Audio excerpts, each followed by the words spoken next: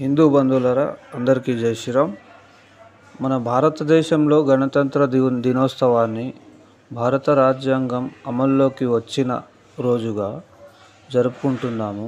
అమరవీరులకు పాదాభివందనాలు చేస్తూ 76వ గణతంత్ర దినోత్సవ శుభాకాంక్షలు అందరికీ.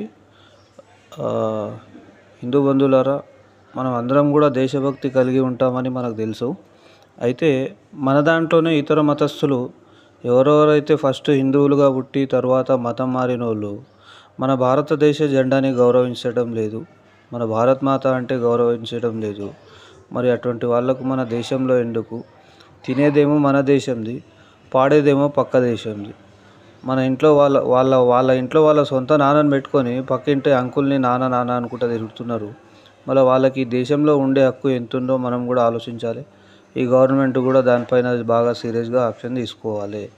ఎందుకంటే మొన్నట్లో ఒక యూట్యూబర్ ఏం చేసిండంటే, తుర్కపందికి మన భారతదేశ ఫ్లాగ్ చిన్న ఉంటాయి కదా మనం పెట్టుకోవడానికి, జేబుకు అట్లా పెట్టుకోవడానికి, ఆ ఫ్లాగ్ ఇచ్చి పెట్టుకొని వందే మాత్రం పాడు అంటే లేదు, జై హిందూ అని అంటే లేదు అని అవమానించారు.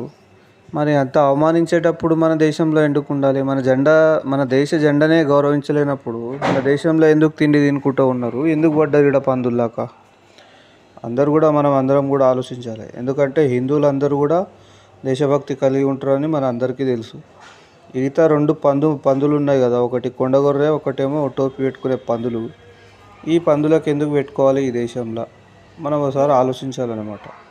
ఈ పందులకు కూడా వాళ్ళు కోరుకున్న దేశాలకు పంపించేస్తే అయిపోతుంది, అంతే.